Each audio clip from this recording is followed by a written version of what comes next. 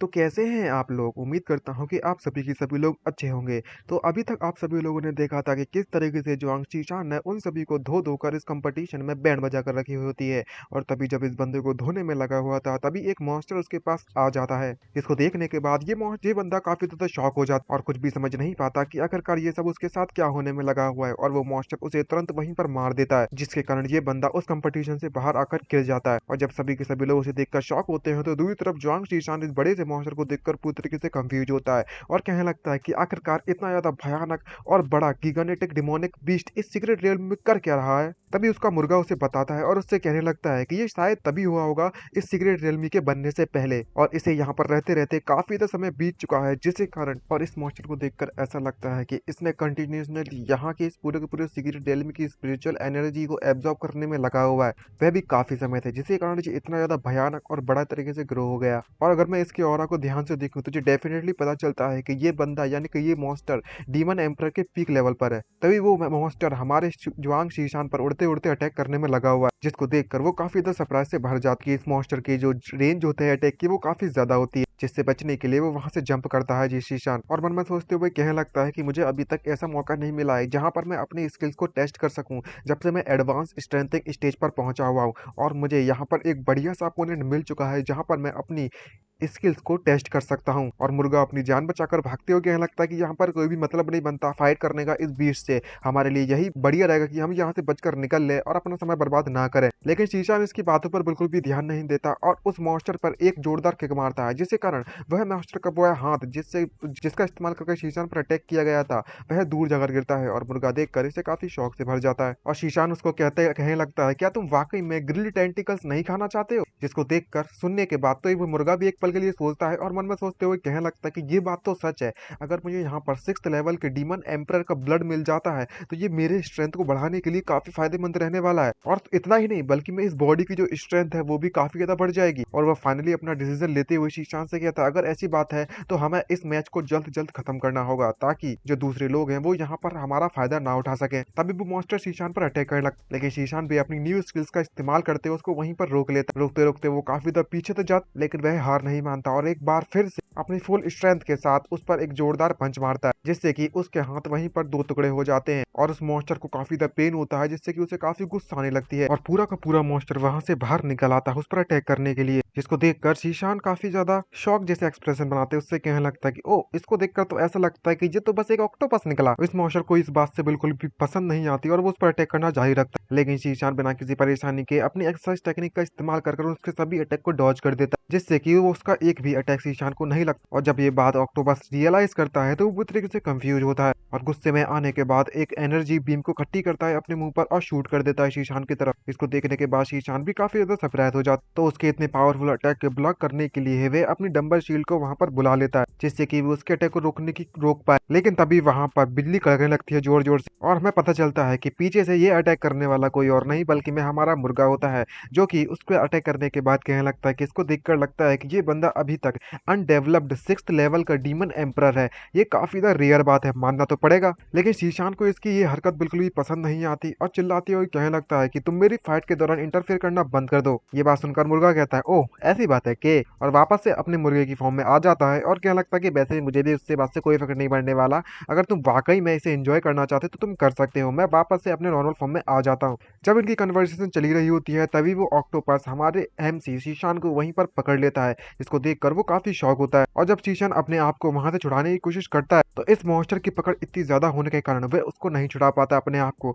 और कहने लगता है कि डैम इट, मुझे इसने चारों तरफ से घेर लिया है, लगता है कि अब मुझे अपने फुल स्ट्रेंथ का इस्तेमाल करना ही पड़ेगा अगर मुझे इससे निपटना है। तो मुर्गा उससे कहता है, अगर तुम्हें मदद की जरूरत है तो तुम सीधे कह दो ना। लेकिन अब शीशान की इज्जत पर आ चुकी है बात, तो आखिरकार अपनी पावर इस्तेमाल क्यों ना करे। और तभी वो मॉन्स्टर वापस से अपनी एनर्जी को मुंह पर इकट्ठी करने लगता है ताकि वो शीशान पर अटैक कर सके। और शीशान तभी कॉन्सेंट्रेट करते हुए कहने लगता है कि अब यहाँ तक सिचुएशन पहुंच चुकी है तो अब समय आ चुका है कि मैं उस अटैक का इस्तेमाल करूं। जहां पर वो प्रैक्टिस करता है, सिस्टम उसे प्रैक्टिस करवाते उससे कहने लगता है कि ये एक short range extremely powerful fist technique है, तुम्हें बस ज्यादा कुछ नहीं करना, अपने हाथ को उसके काफी नजदीक रखना है और सारी की सारी फोर्स को एक जगह पर कंसंट्रेट कर देना है। और ये वह टेक्निक है, हमारी भाषा में कहें तो 1 इंच पंच। लेकिन ये टेक्निक इतनी ज्यादा पावरफुल है कि एक ही पंच में उसके हाथ के चीथरे चीथरे उड़ जाते हैं और वो मॉन्स्टर पूरी तरीके से शॉक हो जाता है। और फाइनली हमारा एमसी अपनी 1 इंच पंच टेक्निक को यूज करने में कामयाब रहा और मॉन्स्टर को कुछ भी समझ नहीं आ रहा होता कि आखिरकार उसके साथ ये सब चल क्या रहा है, और उसके पूरे के पूरे हाथ के चीथरे उड़ जाते हैं। लेकिन वो अभी भी हार नहीं मानता और वो वापस से जैसे ही एमसी शीशान पर अटैक करता है तो हमारा एमसी भी उस पर अटैक करने के लिए कूद पड़ता है और एक एक कर उसके सभी के सभी हाथों को तोड़ना चालू कर देता है। और जब ऐसा होता है तो वो मॉन्स्टर दर्द के मारे जोर जोर से चिल्लाना चालू कर देता है और वापस से उस पर अटैक करने के लिए रेडी। शीशान लेकिन उसके इतने पावरफुल अटैक को नोटिस कर लेता है, लेकिन भाई वो मॉन्स्टर उसे किसी क्रिकेट की तरह उड़ाकर फेंक देता है, बॉल की तरह, और शीशान तभी दूर जाकर गिरता है। तो मुर्गा उसके पास आकर उससे कहने लगता है कि ये जो डीमन एम्परर है वो देखकर काफी ज्यादा लगता है पावरफुल है और इसकी जो रिकवरी एबिलिटी है वो भी काफी ज्यादा स्ट्रॉन्ग है। इसे हराने का सिर्फ एक ही तरीका है कि हमें इसकी सोल यानी कि इसकी आत्मा को पूरी तरीके से डिस्ट्रॉय करना पड़ेगा और तभी हम इसको मारने में कामयाब रहेंगे। ये सुनने के बाद शीशान पूरी तरीके से कंफ्यूज होता है और कहने लगता है कि सोल आखिरकार ये कैसे करूं मैं। तो मुर्गा एक्सप्लेन करते उससे कहने लगता है कि ये 6th लेवल का डीमन एम्परर है जो कि डाइटी ट्रांसफॉर्मेशन कल्टीवेटर के बराबर इसकी पावर रहने वाली है। तो इसकी सोल को भी रिफाइन किया जा सकता है। इसका मतलब ये हुआ कि इस मॉन्स्टर ने अपनी सोल को रिफाइन कर लिया है और जब तक तुम इसकी सोल को डिस्ट्रॉय नहीं करोगे तब तक इसे मारना नामुमकिन के बराबर है। नहीं तुम इसकी पूरी की पूरी बॉडी को डिस्ट्रॉय करना कर दो, वो वापस से रिकवर हो ही जाएगा, लेकिन अगर तुमने सोल को डिस्ट्रॉय कर दिया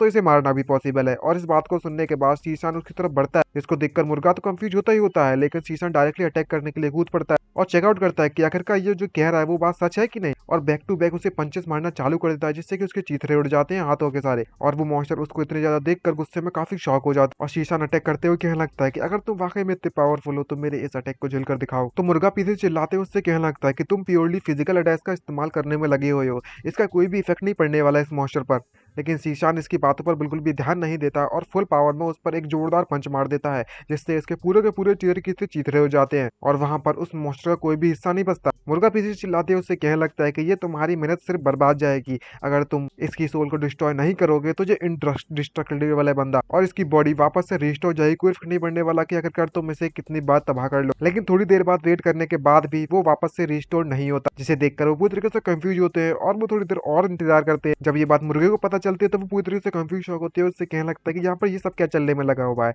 यहाँ पर इस डीमन एम्परर रिकवर क्यों नहीं होने में लगा हुआ है। जरा एक मिनट रुको, मैं तो इसके ऑरा यानी कि डीमन एम्परर के ऑरा को बिल्कुल भी फील नहीं कर सकता हूँ। क्या ऐसा पॉसिबल हो सकता है कि तुमने पूरी तरीके से इसे डिस्ट्रॉय कर दिया? लेकिन भाई कैसे? तभी एमसी उससे कहने लगता है कि इस मॉन्स्टर को देखकर लगता है कि ये ऑलरेडी मारा जा चुका है। और जब ये बात चिकन को पता चलती है तो वो काफी शॉक होता है और मनी मन में कहने में लगा हुआ होता है कि इसके पंच में इतनी ज्यादा पावर है कि वो किसी की सोल को भी डिस्ट्रॉय कर सकती है। क्या ऐसा पॉसिबल हो सकता है कि जो अभी अभी इसने पंच मारा था वो कोई नॉर्मल पंच नहीं था, वो सिर्फ और सिर्फ फिजिकल अटैक्स नहीं था? मेरे हिसाब से दूर से देखने में तो ऐसा ही लग रहा था, लेकिन शायद किसी तरीके की कोई हिडन सीक्रेट टेक्निक रही होगी। अब जब ये बात मुर्गे को पता चलती है तो वो खांसते हुए हमारे एमसी से कहने लगता है कि अब जबकि जो डीमन एम्परर है वो ऑलरेडी मारा जा चुका है तो इसकी जो ब्लड एनर्जी है वो ऑलरेडी काफी ज्यादा वेगोरस स्टेट में आ चुकी है। अब इसे अगर हम लोग एब्जॉर्ब करते हैं तो ये हमारे कल्टीवेशन को इंप्रूव करने के लिए काफी बेटर रहने वाली है। तो शीशान उससे पूछते लगता है कि एब्जॉर्ब, लेकिन किस तरीके से एब्जॉर्ब करूं? अगर सिचुएशन वाकई में ऐसी है तो तुम जल्दी से जाओ और इस चीज को पूरी तरीके से एब्जॉर्ब कर लो, और हो सके तो थोड़े बहुत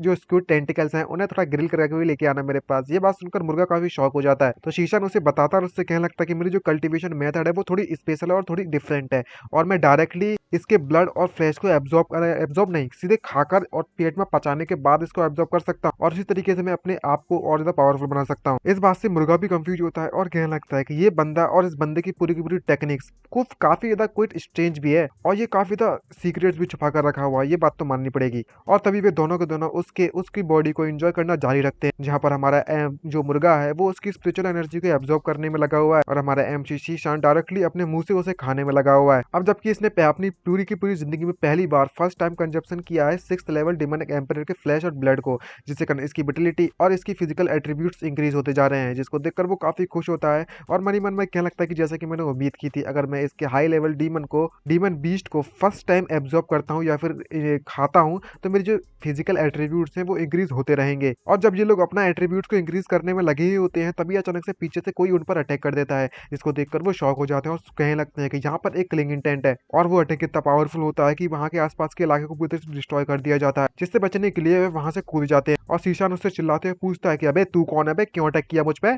तभी उस धुएं में से हमें 3 लोगों की परछाई दिखाई जाती है, जहाँ पर कोई कहता है कि यहाँ पर से हमें रेस्क्यू सिग्नल भेजा गया था। मैंने इस बात की कभी भी उम्मीद भी नहीं की थी कि हमें यहाँ पर इतना बड़ा मौका मिलेगा यहाँ पर आने के बाद। और अब जबकि मैं आ चुका हूँ तो मैं अपने जूनियर ब्रदर के ऑरा को आसपास महसूस नहीं कर सकता। इसका मतलब ये हुआ कि उसे एलिमिनेट किया जा चुका होगा। बात तो माननी पड़ेगी, तुमने इतने बड़े भयानक डीमन एम्पर को मारने में भी कामयाब रहे, तो जो अपोनेंट की स्ट्रेंथ है वो काफी ज्यादा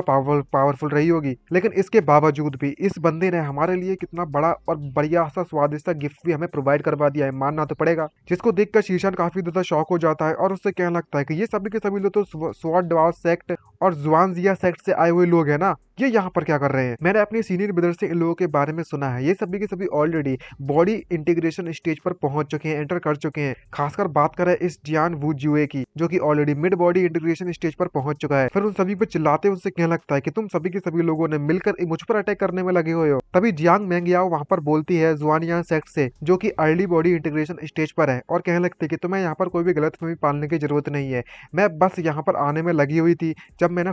तुम्हारी किसी से फाइट होती है आवाज सुनी तो, और जब मैं इस तरफ आ रही थी तभी मुझे रास्ते में तुम लोग दिख गए और इन लोगों के साथ मिलकर मुझे यहाँ पर आना पड़ा। तभी जियान व्यूजवी स्वॉर्ड डाउ सेक्ट से कहने लगता है कि अच्छा, जिस बंदे को तुमने मारा है यानी कि 6th लेवल डीमन एम्परर, वो हमारा हुआ। और बात करें तुम्हारे बारे में तो तुम अब बाहर में जा सकते हो, और डायरेक्टली हमारे एमसी पर अटैक कर देता है। लेकिन उसकी स्पीड इतनी ज्यादा होने के कारण हमारा एमसी भी उसको देखकर काफी शॉक होता है, और वह बंदा एक बहुत ही ज्यादा पावरफुल अटैक हमारे जुआंग शीशान पर कर देता है, और वो उसे नोटिस भी नहीं कर पाता, और हमारे एमसी के सीने से खून निकल पड़ता है। और दोनों के दोनों इसको देखकर पूरी तरीके से कंफ्यूज होते हैं क्योंकि इसकी स्पीड वाकई में बहुत ज्यादा तेज होती है। अब जबकि मुर्गे के पास कोई भी ऑप्शन नहीं बचता, तो वो अपने साथी को बचाने के लिए, यानी कि हमारे एमसी को बचाने के लिए फुल स्पीड में उसको पकड़कर वहां से भागना चालू कर देता है, और किसी तरीके से निकलने में कामयाब रहता है। तभी ये बंदा उससे कहने लगता है कि तुमने डायरेक्ट हिट मुझसे मेरी स्वॉर्ड से झेलकर यहाँ से बचने में कामयाब रहे, और तुम मरे भी नहीं। तुम्हारी तारीफ तो करनी बनती है, लेकिन फिर भी तुम यहाँ से जिंदा नहीं बच सकते। तभी कोई आकर वहां पर उसकी टेक्निक को रोक देता है और उससे कहने लगता है कि तुम वहीं पर रुक जाओ, क्योंकि जो डिमोनिक एनर्जी यहाँ पर मरा, आई मीन जो डीमन बीस्ट एम्परर मरा पड़ा हुआ है, इसकी जो एनर्जी है और एम्परर का ब्लड है वो बहुत ज्यादा तेजी से खत्म होता जा रहा है। अगर तुम इसे जल्द से जल्द एब्जॉर्ब नहीं करोगे तो ये पूरी तरीके से तुम्हारे लिए अपॉर्चुनिटी का बर्बादी करनी होगी, और वैसे भी बंदा ऑलमोस्ट मरने वाला होगा, तुम उसके पीछे जाकर भी क्या ही कर लोगे, ये पूरी तरीके से बर्बादी होगी, वेस्ट होगा। ये बात सुनकर इस बात से ये एग्री होता है और कहने लगता है कि अगर ऐसी बात है तो ठीक है, मैं मानने के लिए तैयार हूँ, और वैसे भी इसको इतनी ज्यादा चोट लग चुकी है, वो ज्यादा दूर तक जिंदा नहीं रह पाएगा। सिर्फ और सिर्फ समय वाली बात है जब इसकी जो लाइफ सेविंग मैकेनिज्म है वो ऑलरेडी ट्रिगर हो जाएगा, और वो अपने साथ फेरी मैंग याओ को भी इनवाइट करने लगता है ताकि वो यहाँ पर इस फूड को एंजॉय कर सकते हैं उनके साथ। लेकिन वो थोड़ा सोचती है और मन ही मन में कहने लगती है कि अगर मैं इनके साथ यहाँ पर रहती हूँ तो मैं इन दोनों से फाइट करते समय बिल्कुल भी इस सिचुएशन में जीत नहीं पाऊंगी। लेकिन अभी अभी जो बंदा यहाँ से बचकर निकला हुआ था, मैंने उसके बॉडी के अंदर से डाउ फायर को, उसके ऑरा को मतलब ऑरा को महसूस किया था। क्यों ना मैं उस बंदे के पीछे जाऊं उसे पकड़ने के लिए, तो ज्यादा फायदेमंद रहेगा मेरे लिए। अब जबकि इसके पास यही ऑप्शन बचता है तो वो हमारे एमसी का पीछा करना जारी रखती है, और हमारा मुर्गा किसी तरीके से उसे लेकर वहां से निकल पड़ता है और कहने लगता है कि तुम्हारी जो फिजिकल बॉडी है मानना तो पड़ेगा काफी ज्यादा स्ट्रॉन्ग है। तुम्हारा जो अपोनेंट है वो मिड बॉडी इंटीग्रेशन स्टेज पर है, लेकिन तुम फिर भी उससे जिंदा बचने में कामयाब रहे। तुमने डायरेक्ट हिट ली उसकी स्वॉर्ड से और फिर भी तुम एलिमिनेट नहीं हो पाए। लेकिन इतना सब जबकि हमारे साथ हो चुका है, हमारे पास बिल्कुल भी समय नहीं बचा हुआ है, हम और ज्यादा एनकाउंटर नहीं कर सकते, उनका मुकाबला नहीं कर सकते। लेकिन जब अगर अगली बार हम उससे मिलेंगे तब तो हम पावरफुल बनकर उन पर फुल अटैक करेंगे। लेकिन अभी के लिए हमें कुछ भी कर इसे अवॉइड करना होगा उनसे मुकाबला करने के लिए, क्योंकि तुम्हारी जो स्ट्रेंथ है वो शायद से कोई सी बॉडी इंटीग्रेशन स्टेज पर होगी, और तुम डायटी ट्रांसफॉर्मेशन कल्टीवेटर को हराना तुम्हारे लिए आसान नहीं होने वाला। लेकिन अगर तुम ट्रू इंटीग्रेशन कल्टीवेटर के बारे में बात करो तो ये तुम्हारी पावर इतनी काफी नहीं होने वाली उन्हें हराने के लिए। लेकिन शीशान के मुंह से खून निकले जा रहा होता है बार बार, और इसका जो घाव है वो भी ठीक नहीं हो रहा होता, जिसको देखकर मुर्गा उससे क्या लगता है कि अगर तुम्हें जल्द से जल्द इन इंजरीज को ट्रीट नहीं किया गया तो शायद ये हमारे लिए काफी ज्यादा बुरा होगा और सिचुएशन और भी खराब हो सकती है। शीशान उससे कहने लगता है कि तुम्हें एक ऐसी जगह ढूंढनी पड़ेगी जहां पर हमें कोई भी ना ढूंढ पाए। मेरे पास खुद को हील करने के काफी ज्यादा तरीके हैं। तो ब्लैक फिनिक्स उससे कहने लगता है कि ओह, तो तुम उस फूल के बारे में बात करने में लगे हुए हैं ना जो कि हील कर देता है। लेकिन तभी अचानक से ये मुर्गा कुछ महसूस करता है और कहने लगता है कि यहाँ पर मुझे एक बहुत ही पावरफुल ऑरा महसूस होने में लगा हुआ है, हमें जल्द से जल्द यहाँ से निकलना पड़ेगा और अपनी स्पीड को बढ़ा दे। और तभी वहां पर वो फेरी आ जाती है उन सभी को पकड़ने के लिए, लेकिन देखती है वो दोनों तो यहाँ से ऑलरेडी गायब हो चुके हैं। और मुर्गा उसे नोटिस करते हुए उससे कहने लगता है कि ये तो वही लड़की है जैसा कि मैंने उम्मीद किया था। मेरी अभी की स्ट्रेंथ को देखकर मैं सिर्फ और सिर्फ लेट डायटी ट्रांसफॉर्मेशन स्टेज की पावर को इस्तेमाल कर सकता हूँ और मैं इसका मुकाबला नहीं कर सकता। मुझे इस लड़की से जल्द छुटकारा पाना होगा। इस लड़की ने जरूरी मेरे ऑरा को सेंस कर लिया होगा और ट्रैक करते हुए हमारे पास आ चुकी है। मैंने अपना बेस्ट कोशिश दिया था ताकि मैं अपने ऑरा को ज्यादा देर तक छुपा सकूं, लेकिन फिर भी इसने मुझे डिटेक्ट करने में कामयाब रही। लगता है कि इसकी जो कल्टीवेट है, इसने अपने सेंस को काफी ज्यादा अच्छे तरीके से पाल कर रखा है, काफी ज्यादा तेजी से बढ़ाया है। लेकिन तुम्हें मुझे भी अंडर एस्टिमेट नहीं करना चाहिए। मैं भी एक एंशिएंट ब्लैक फिनिक्स हूँ। जब बात करें अपनी स्पिरिचुअल एनर्जी को कंट्रोल करने के बारे में, तो मैं भी तुम्हारा बाप हूँ भाई। आई मीन तुम्हारा पूर्वज भाई, क्या कहते हैं उसे, एंसेस्टर, पूर्वज है हम तुम्हारे। और तुरंत अपने ऑरा को पूरी तरीके से जैसे ही छुपा लेता है, ये लड़की पूरी तरीके से कंफ्यूज हो जाती है और उसे कुछ भी समझ नहीं आता और कहती है कि यहाँ पर जो थोड़ा सा ऑरा मुझे महसूस होने में लगा हुआ था, वो पूरी तरीके से डिसअपेयर हो चुका है। लगता है कि उन लोगों ने इस जगह को छोड़कर जा चुके हैं। अगर वाकई में ऐसी बात है तो मैं इस पूरे के पूरे इलाके को ही डिस्ट्रॉय कर दूंगी, जिससे कि वो यहाँ पर बचकर निकल सके। इस बारे में इस मुर्गी ने बिल्कुल भी एक्सेप्ट नहीं किया था, एक्सपेक्ट नहीं किया था, जिसके कारण वो काफी शॉक होता है और मनी मनी में चिल्लाते उससे क्या लगता है, क्या ये पूरे के पूरे इलाके को डिस्ट्रॉय करने वाली है, पगला तो नहीं गई जी मोड़ी। और तभी वो मुर्गा उसकी जेब से कहल निकालता है और कहने लगता है कि मैं थोड़ी देर के लिए तुम्हारी डाव फायर को लेना चाहूंगा। और जिस रिंग में वो डाव फायर होती है, उसको वो बाहर निकालता है और दूसरी डायरेक्शन की तरफ उसे थ्रो कर देता है और वह डाव फायर वहां से उड़ना चालू हो जाती है इधर उधर, जिसको देखकर ये फेरी काफी ज्यादा खुश भी होती है और सरप्राइज भी होती है और कहने लगती है कि ये तो डाव फायर है, मुझे जल्द से जल्द इस डाव फायर को पकड़ना होगा। जैसी वो लड़की वहां से चली जाती है तो मुर्गा चैन की सांस लेते हुए कहने लगता है कि फाइनली मैंने इस लौंडिया को यहाँ से भगाने में कामयाब रहा। लेकिन अगले ही पल हमें पता चलता है कि ये भाई, ये आंटी, आई मीन ये फेरी, ये लौंडिया तो वापस आ चुकी है अपनी डाव फायर को लेकर और इस जगह को पूरी तरह से डिस्ट्रॉय करना चाहती है। भाई हाँ, नहा धो के पीछे पड़ गई है तो, और चिल्लाती हुई कहने लगती है कि तुम मुझे इस तरीके से डिस्ट्रैक्ट करना चाहते थे, इतने ज्यादा बेकार सी टेक्निक का इस्तेमाल कर ये इतना आसान भी नहीं होने वाला। ये देखकर मुर्गा भी काफी शॉक होता है और घबराने लगता है। तभी फेरी अपनी पावरफुल अटैक को इकट्ठा करने लगती है, एनर्जी को, और उससे कहने लगती है कि चलो देखते हैं कि अब तुम कहां पर छुप कर जाओगे। मैं इस पूरी की पूरी वैली को ही डिस्ट्रॉय कर देती हूँ और पावरफुल अटैक छोड़ देती है, जिससे कि आसपास का इलाका डिस्ट्रॉय होना चालू हो जाता है। जिसको देखकर मुर्गा भी काफी शॉक होता है और कहने लगता है कि ये वूमन तो पूरी तरह से पगला चुकी है, ये औरत, ये पूरे के पूरे इलाके को धीरे धीरे करके डिस्ट्रॉय करना चालू कर दिया है। यहाँ पर शीशान कहने लगता है कि तुम मेरे लिए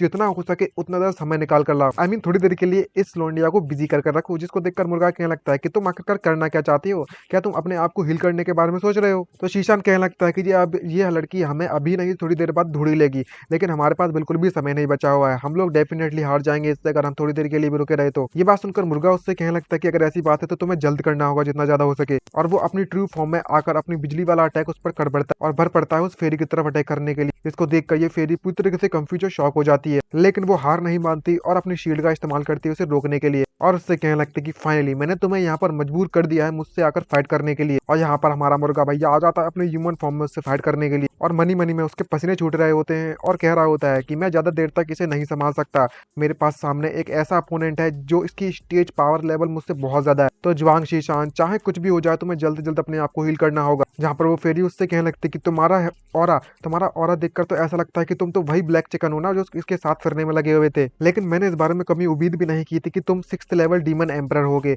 जो हेवन से वो वाकई में मेरी साइड में है, मानना तो पड़ेगा, मेरी तो किस्मत चमक गई। क्या तुम यहाँ पर अकेले आए मुझसे फाइट करने के लिए? तुम्हें देखकर तो ऐसा लगता है कि तुम अपने मास्टर के लिए, ताकि वो यहाँ से भाग सके, इसके लिए समय निकालने में लगे हुए हो। लेकिन क्या तुम्हें इसके बारे में पता होगा कि जो कंपटीशन है जेड टोकन सिर्फ और सिर्फ प्रोटेक्ट करता है उनके पार्टिसिपेट करने वाले लोगों को। अगर उनका जो बैटल पेट है वो यहाँ पर मर जाता है तो जो लाइफ सेविंग मैकेनिज्म है वो कभी भी ट्रिगर नहीं होने वाला उनके लिए। इसका मतलब ये हुआ कि मैं तुम्हें यहाँ पर मार सकती हूँ। ये बात सुनने के बाद ब्लैक चिकन उससे कहने लगता है कि ओ लिटिल कल्टीवेटर, मैं अपनी पावर के साथ तुम्हें हराने के लिए अकेला ही काफी हूँ, मुझे मेरे मास्टर की जरूरत नहीं पड़ने वाली। और फाइनली उनकी फाइटिंग वहां पर स्टार्ट हो जाती है। इसको देखकर वो फेरी कहने लगती है कि चलो देखते हैं कि अब यहाँ पर कौन जीतता है। और दोनों के दोनों पावर लेवल का इस्तेमाल करने लगते हैं एक दूसरे के खिलाफ, और उनके अटैक इतने पावरफुल होने के कारण हमारा ब्लैक चिकन कमजोर हो जाता है, क्योंकि वो पहले से कमजोर है ना, और उसके अटैक्स पर काम नहीं करते और उड़ती हुई चीज आती है और उस चिकन की बिल्कुल चिकन बना देती है और बुरी तरीके से हमारे ब्लैक चिकन भैया को पीट दिया जाता है इस फेरी के द्वारा। लेकिन किसी तरीके से वो ज्यादातर समय इसे बिजी रखना चाहता था और वो वापस से हार नहीं मानता और अटैक करने लगता है,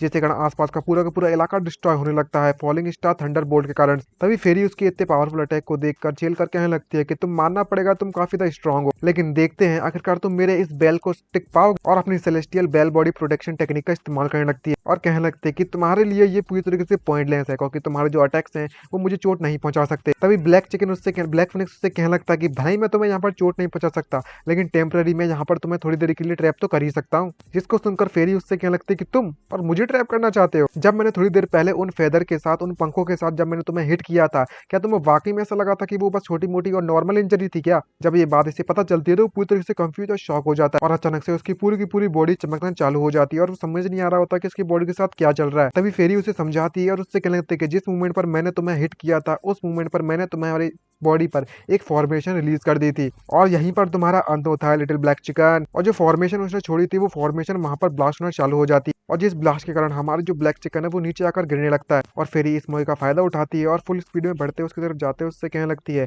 कि तुम्हारा जो डीमन कोर है, तुम्हारा डीमन फ्लैश है और तुम्हारा जो डीमन ब्लड है वो सारी की सारी चीजें मेरी हुई आपसे। लेकिन अब ब्लैक चिकन के पास बिल्कुल भी ऑप्शन नहीं बचता है, तो वो अपना फाइनल अटैक करता है उस पर अटैक करने के लिए और अपना रिलीज कर देता है उस अटैक को, जिसको देखकर फेरी बिल्कुल भी हार नहीं मानते और कहने लगती है कि तुम कितने ज्यादा बेवकूफ हो, अपना समय बर्बाद करने में लगे हो, अपनी मेहनत बर्बाद करने में लगे हुए हो। अब ब्लैक चिकन की बैंड बज चुकी है तो वो अपने मन ही मन में सोचते हुए गिरते हुए कहने में लगा होता कि अब सब कुछ खत्म हो चुका है, मेरे पास बिल्कुल भी स्ट्रेंथ नहीं बची है और तुम अभी तक पूरी तरीके से हील भी नहीं हो पाए हो। और जहां पर पता चलता है कि ये फेरी तो बुरी तरीके से हमारे ब्लैक चिकन को पीटने में लगी हुई है, वो भी मुक्के मारकर उसके चेहरे पर, और हमारा एम्स हीलिंग का इंतजार कर रहा है। यहाँ पर ब्लैक चिकन बुरी तरीके से पिट रहा है फेरी और ये किसी तरीके से अपने आप को हील करने की कोशिश कर रहा है जल्द से जल्द। लेकिन ये फेरी तो काफी ज्यादा भयानक करके लिए, ये तो पीटे ही जा रही है इसको। और लेकिन अब हमारा चिकन भैया बिल्कुल भी झेल नहीं पाता और चिल्लाते उससे क्या लगता है कि जुआंग शीशान अगर तुम अभी नहीं आए तो तुम भूल जाना कि मैं तुम्हारे साथ रहूंगा। और जैसे जोर से चिल्लाता है तभी अपनी आंखें खोलता है हमारा एमसी और ये फेरी अपना फाइनल अटैक करने के लिए उस पर रेडी होती है और अटैक करते हुए कहने लगती है कि अब तुम मरने के लिए तैयार हो जाओ। लेकिन तभी एक बहुत ही भयानक तेजी से उड़ती हुई चीज आती है और हमें पता चलता है कि जो हमारा जुआंग शीशान है वो पूरी तरीके से हील हो चुका है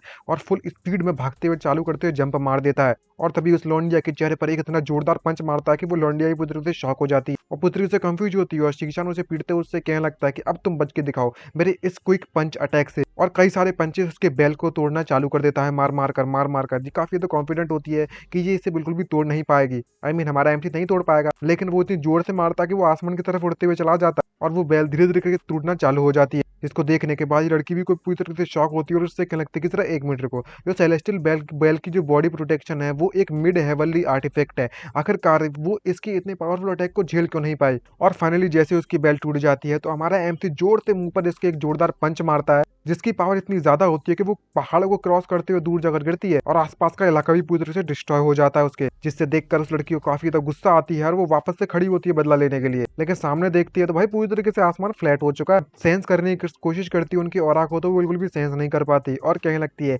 क्या उन लोगों ने इस गैप का यानी कि इस समय का इस्तेमाल किया यहाँ से बचकर निकलने के लिए। डैम इट, मैंने इसके बारे में कभी सोचा भी नहीं था कि मैं बुरी तरीके से हार जाऊंगी उनसे। और इस वक्त ये लौंडिया इतनी ज्यादा गुस्से में होती है कि वो अपनी पूरी पावर को रिलीज कर देती है और आसपास के उसकी पावर के कारण पूरा माउंटेन फ्लैट हो जाते हैं और काफी गुस्से में खड़ी होती है और कहने लगती है कि तुम लिटिल डाई ट्रांसफॉर्मेशन स्टेज के कल्टीवेटर कहीं के, तेरी हिम्मत कैसे हुई मेरे आर्टिफैक्ट को इस तरीके से डिस्ट्रॉय करने की। नेक्स्ट टाइम जब तुम मुझसे मिलोगे तो मैं तुम्हें पूरी तरीके से बोटी बोटी करके कुत्ते को खिला दूंगी। ये तो मेरी तरफ से एक मजाक था। खैर उन्होंने दोनों को मारने की धमकी जरूर दी थी। तभी कहानी एक छोटी सी गुफा की तरफ जाती है जहां पर हमें दिखाया जाता है कि वे दोनों के दोनों अपने आप को हील करने में लगे हुए हैं उस फूल का इस्तेमाल करके। मुर्गा उससे कहने लगता है कि तुम लिटिल रास्कल कहीं के, तुम अगर थोड़ी देर के लिए और वहां पर रुके रहते ना तो शायद आज मैं जिंदा नहीं होता। तुम उसके बाहर निकलने के बाद भी तुमने उस लौंडिया से ज्यादा देर तक फाइट नहीं की। जिसको सुनने के बाद शीशान उससे कहने लगता है कि मैं अभी तक पूरी तरह से रिकवर नहीं हुआ था उस मूवमेंट पर, तो मैं कॉन्फिडेंट नहीं था कि मैं आखिरकार उससे फाइट कर भी पाऊंगा या नहीं कर पाऊंगा। और तो और अगर ऐसा भी पॉसिबल हो सकता है कि अगर उनसे फाइट कर रहे हैं उस दौरान अगर उसके साथ ही आ गए तो शायद हम ज्यादा देर तक उसके सामने नहीं टेक पाएंगे अगर मैंने उन दोनों लोगों को अट्रैक्ट कर लिया तो। इसको सुनकर फिनिक्स उससे कहने लगता है कि अगर ऐसी बात है तो तुम मुझे ये बताओ कि तुम्हारी जो फिजिकल कंडीशन है वो कैसी है। लेकिन जुआंग शीशान काफी खुश होता है और उससे कहने लगता है कि मैं जल्दी यहाँ पर रिकवर हो जाऊँ कुछ समय बाद, चलो मैं थोड़ा बाहर निकलकर चेक तो करूँ कि मैं रिकवर कितना हुआ। और अपनी एक्सरसाइज फिर से चालू कर देता है और अपनी बाव डंबल्स फॉरवर्ड प्रेस टेक्निक का इस्तेमाल करता है। लेकिन पता चलता है कि वो टेक्निक इतनी पावरफुल होती है कि उसने पूरे के पूरे पहाड़ को तोड़ दिया। इसको देखकर मुर्गा भी शॉक होते हैं, उससे कहने लगता है कि तुम यहाँ पर थोड़े सावधान नहीं रह सकते हो क्या, अगर क्या होगा ये पूरी की पूरी गुफा कोलैप्स हो गई तो। और पूरी तरीके से कंफ्यूज होता है और कहने लगता है कि मुझे माफ कर देना, मैं अपनी स्ट्रेंथ को कंट्रोल नहीं कर पाया। लेकिन तभी सामने उसे कुछ दिखाई देता और पता चलता है कि ये तो एक छोटी सी गुफा है और उससे कहने लगता है कि सामने तो देखो। यहाँ पर इसको देखकर ऐसा लगता है कि यहाँ पर से लाइट आने में लगी हुई है इस माउंटेन वॉल के अंदर से। और जब मुर्गा उसे मुड़कर देखता है तो वो भी कंफ्यूज होता है और दोनों के दोनों उसके अंदर जाकर देखते हैं कि आखिर ये क्या बवासीर है। और जब दोनों देखते हैं तो पूरी तरीके से कंफ्यूज और शॉक हो जाते हैं और खुशी मनाते हैं। उससे कहने लगता है कि ये तो हेवनली ट्रेजर नर्चर्ड है जो कि स्पिरिचुअल एनर्जी के द्वारा काफी पले बढ़े हैं और काफी समय भी हो चुका है। जहाँ पर मुर्गा एक्सप्लेन करते हैं उससे कहने लगता है कि जो स्पिरिचुअल हब्स हैं ये सभी के सभी हाई ग्रेड की, सबसे ज्यादा हाईएस्ट ग्रेड की स्पिरिचुअल हब है। लेकिन हमारा एमसी उस छोटी मोटी हब्स पर ध्यान नहीं देता, डायरेक्टली उसकी नजर जाती है उस वाटर पर, जिसको देखकर वो कंफ्यूज होता है और कहने लगता है कि ये क्या चीज है। तो मुर्गा आकर उसे बताता है कि ये तो एक्चुअली में प्योर है, काफी ज्यादा प्योर नेचुरल ड्रैगन का स्लाइवा फ्रेग्रेंस स्प्रिंग है। तभी शीशान थोड़े क्यूरियोसिटी के कारण उसे पीना चालू कर देता है और जैसे उसे पीता है तो कहने लगता है कि छी ये तो बहुत ही ज्यादा बेकार टेस्ट दे रहा है बे। तो मुर्गा उसे एक्सप्लेन करते हुए बताता है कि तुम एक नंबर के बेवकूफ हो क्या, क्या तुम्हें पता नहीं है इस बारे में कि जिस तरीके से रिफाइंड ड्रैगन का सलाइवा एसेंस होता है, जो ड्रैगन्स का सलाइवा होता है स्प्रिंग के अंदर, वो तुम्हारी फिजिकल बॉडी स्ट्रेंथ को काफी ज्यादा मजबूत बना सकता है, काफी ज्यादा बेटर बना सकता है अगर तुम इसके अंदर नहाते हो काफी समय तक तो। लेकिन इसका एक बात का और ख्याल रखना कि ये तुम्हारी बॉडी पर काफी, यानी खासकर जो कल्टीवेटर्स होते हैं जो कि बॉडी को ट्रेन करते हैं, उनकी बॉडी पर काफी ज्यादा पेन महसूस करवाएगा जब तुम उस वक्त इसके अंदर नहाओगे। तो जैसे ही किसी आयरन को बार बार करके हथौड़ा मारते हो ना, फॉर्ज करते हो, अगर तुम्हारी बॉडी का जो मटेरियल है वो अच्छा नहीं होगा तो तुम्हें इसे ज्यादा देर तक नहीं टेक पाओगे, और ऐसा भी पॉसिबल हो सकता है कि तुम्हारी बॉडी डैमेज हो जाएगी। हमारा एमसी पूरी तरीके से इस मुर्गे की बातों को इग्नोर करता है और कहने लगता है कि मुझे अंदर जाकर काफी ज्यादा वार्म महसूस होने में लगा हुआ है। तभी मुर्गा चिल्लाते हैं उससे, क्या लगता है कि मेरी बात तो पूरी सुन लो यार। और मुर्गा भी मन में सोचते सोचते कहने लगता है कि अगर मुझे अपनी पीक लेवल पर पहुंचना है तो मुझे इस बॉडी को टेम्पर करना ही पड़ेगा। और वह भी इसके अंदर कूद जाता है और कहने लगता है कि ये तो काफी ज्यादा हॉट है, मजा तो आ रहा है इस हॉट वाटर में नहाने में। अगर वाकई में ऐसी बात है तो चलो देखते हैं कि आखिरकार सबसे ज्यादा देर तक यहाँ पर कौन टिकता है। लेकिन हमारे एमसी के भैया के पास तो एक सिस्टम है जो कि डायरेक्टली उसे एब्जॉर्ब करने में लगा हुआ है, और इसकी फिजिकल स्ट्रेंथ 1+ के साथ बढ़ती जा रही है पर सेकंड के हिसाब से, और वो भी इस बैट से एग्री हो जाता है। और तभी उसके बाद हमें एक बंदे को उड़ते हुए दिखाया जाता है जो कि उधर उड़ते उड़ते ढूंढता होता है और क्या लगता है कि आखिरकार ये कौन सी जगह है, आखिरकार मैं कितनी दूर जाकर टेलीपोर्ट हो चुका हूँ। और ये तो वही बुढ़ा हुआ है जिसने इसकी बॉडी पर कंट्रोल किया था। और क्या लगता है कि अगर मैं वाकई में जुआंग शीशान से अपना बदला लेना चाहता हूँ तो मैंने स्पेशली अपनी फॉरबिडन टेक्निक का इस्तेमाल कर ट्रांसफॉर्म अपनी टूल को मैंने इस अपने डिसिपल के बॉडी में ट्रांसफर किया था, और बिना किसी परेशानी के मैं किस तरीके से इस सीक्रेट रियल्म के इंस्पेक्शन को क्रॉस करने में कामयाब रहा। लेकिन अनफॉर्चुनेटली मैं टेलीपोर्ट हो चुका था एक अजीब सी जगह पर रैंडमली, और मैंने अभी तक इस बंदे को ढूंढने में कामयाब नहीं रहा हूँ। तभी उसे सामने एक छोटी सी गुफा दिखाई देती है जिसके अंदर से रोशनी आ रही है। इसको देखकर वह कंफ्यूज होता है और कहने लगता है कि ये कौन सी चीज है, क्या ऐसा पॉसिबल हो सकता है कि यहाँ पर कोई अपॉर्चुनिटी मौजूद होगी जिसे देखने के लिए। वो उसके अंदर जाता है और देखकर कंफ्यूज होता है, और तभी अचानक से वहां पर एक अजीब तरीके की सीन आती है और उस बंदे की बॉडी को वहीं पर पकड़ लिया जाता है और उसकी बॉडी को खींचकर उस गुफा के अंदर ले जाया जा चुका है, और पूरी तरीके से वो माहौल शांत पड़ता है। तभी हमें बाहर का सीन दिखाया जाता है, सभी के सभी लोग देखकर काफी कंफ्यूज हो रहे होते हैं, और जो एग्जामिनर है वो उसे देखकर कहने लगते हैं कि इन्हें अंदर गए हुए काफी ज्यादा समय बीत चुका है और जो टाइम है वो ऑलमोस्ट खत्म होने वाला है, और अब समय आ चुका है कि जो रियल टॉम है इस रियल में के अंदर वो ओपन होने वाली है। और तभी वहां से एक अजीब तरीके का स्केलेटन बाहर निकल पड़ता है और वो अपना मुंह खाड़कर एक पहाड़ जैसा स्केलेटन बन जाता है, और पता चलता है कि ये एक टॉम है। तभी हमें उन नमूनों को दिखाया जाता है, वो 3 सेक्ट के लोग और आते हैं और कहने लगते हैं कि जो ट्रिब्यूलेशन ट्रांसजेंडेंट की जो टॉम है वो फाइनली यहाँ पर अपडेट हो चुकी है। जो असली खजाना है इस रियलमी का वो इस चीज के अंदर है। तो मैं तुम सभी जैसे लोगों से सिर्फ यही कहना चाहूंगा कि जो लोग अपने दिल के अंदर बहुत ज्यादा हिम्मत रखते हैं, सिर्फ वही लोग मुझे अंदर की तरफ फॉलो करेंगे इस अपॉर्चुनिटी को हासिल करने के लिए। और वो तीनों की तीनों अंदर चले जाते हैं बिना कुछ सोचे समझे, और बाकी के जो नॉर्मल रिसीपर्स होते हैं वो कह रहे होते हैं कि अब हमें क्या करना चाहिए, क्या हम इनके साथ अंदर जाएं या नहीं जाएं। तभी दूसरा बंदा उससे कहने लगता है कि हमारी जो किस्मत में जो फॉर्च्यून और ग्लोरी होती है वो सिर्फ और सिर्फ खतरों का सामना करने के बाद ही आएगी। अगर तुम वाकई में अपने मौकों को हासिल करने के लिए फाइट नहीं करोगे तो तुम कभी भी सक्सेसफुल नहीं बन सकते। और ये सोचकर उसके पसीने छूट रहे होते हैं, और ये सोचते हुए सभी के सभी लोग उस गुफा के अंदर चले जाते हैं। और जैसे जैसे वो अंदर जाने लगते हैं तो वहां पर कई सारे एरोस उनकी तरफ शूट होते आते हैं, जिसको देखकर वो कंफ्यूज शॉक होते हैं। लेकिन उनमें से कई सारे लोग वहीं पर मरकर गिर जाते हैं। इसको देखकर वो अंदर शॉक होते हुए कहने लगता है कि स्टॉर्म के अंदर काफी ज्यादा ट्रैप्स मौजूद है, सभी के सभी लोग सावधान हो जाओ। दूसरी तरफ हमें उनकी गुफा की तरफ दिखाया जाता है जहाँ पर मुर्गा उससे कहता है कि तुम तो वाकई में मानना पड़ेगा, तुम में दम तो है बच्चे। मैंने इस बारे में कभी सोचा भी नहीं था कि तुम इतनी देर तक इस ड्रैगन सलाइवा स्प्रिंग के अंदर टिक पाओगे। तुम्हें तो कितने ज्यादा दिन हो चुके हैं इसके अंदर बैठे बैठे, लेकिन अभी भी तुम्हें देखकर लगता है कि तुम्हें बिल्कुल भी पेन महसूस नहीं हो रहा है, और मैंने कभी सोचा भी नहीं था कि तुम इतनी देर तक टिक भी पाओगे। तभी शीशान अपने मन में सोचते हुए कहने लगता है कि यहाँ पर कई सारे बीप्स के साउंड आने में लगे हुए थे, और उसके कारण मेरी जो फिजिकल वैल्यू है वो काफी ज्यादा बढ़ने में लगी हुई है सिस्टम के द्वारा। इसको देखकर ऐसा लगता है कि जो स्प्रिंग वाटर है वो अपनी लिमिट पर पहुंच चुका है और अब खत्म हो चुका है इसकी वैल्यू को, और अब मुझे यहाँ से निकल लेना चाहिए। और वो वहां से निकल पड़ता है और मुर्गे से कहने लगता है कि यहाँ के जितने भी स्पिरिचुअल मटेरियल हमें कलेक्ट कर लेना चाहिए, उसके बाद हम लोग डाउ फायर को कलेक्ट करने का जो मिशन है हम उसे जारी रखेंगे चाहे कुछ भी हो जाए। लेकिन तुम सभी के सभी रिसोर्सेज को कंप्लीटली मत ले लेना, ठीक है, समझ में आई मेरी बात। और सारे के सारे रिसोर्सेज कलेक्ट करने के बाद मुर्गा और उसकी पार्टी वहां से निकल पड़ती है। तो मुर्गा उससे कहने लगता है कि यहाँ का जो ऑरा है इसको देखकर लगता है कि पूरी तरीके से बदल चुका है, और यहाँ पर मुझे सामने की तरफ से बहुत ही ज्यादा मात्रा में भयानक ऑरा महसूस होने में लगा हुआ है, और ये काफी ज्यादा किसी डाव फायर की तरह महसूस हो रहा है। तो शीशा ने उसको सुनकर इससे कहने लगता है कि अगर ऐसी बात है तो चलो चेकआउट करते हैं। और वह लोग भी उस टॉम की तरफ पहुंच जाते हैं और उसके सामने खड़े होकर सोचने लगते हैं कि अब ये क्या बवासीर है। मुझे इस बात पर लोगों भी भरोसा नहीं होता, बिलीव नहीं होता कि यहाँ पर एक सीक्रेट रियलमी के अंदर ऐसी भी जगह मौजूद है। मुर्गा इसको देखकर कहने लगता है कि इस चीज को देखकर ऐसा लगता है कि ये एक बरियल प्लेस होगी किसी ट्रिब्यूलेशन ट्रांसजेंडर कल्टीवेटर की, यानी कि सीधे शब्द में कहूँ तो उसकी टॉम। तो एमसी उसको सुनकर इससे कहने लगता है कि इसका मतलब ये हुआ कि यहाँ पर और भी मात्रा में डाव फायर मौजूद होगी जो ग्रो होने में लगी हुई होगी। इसको देखकर मुर्गा खुश होता है और कहने लगता है कि तुमने बिल्कुल सही कहा, अब हमें अंदर जाना चाहिए। तभी वे दोनों के दोनों पीछे से किसी को अटैक करते हुए नोटिस करते हैं और हमें पता चलता है कि ये तो वही मुंह छुपाने वाली लॉली है जो कि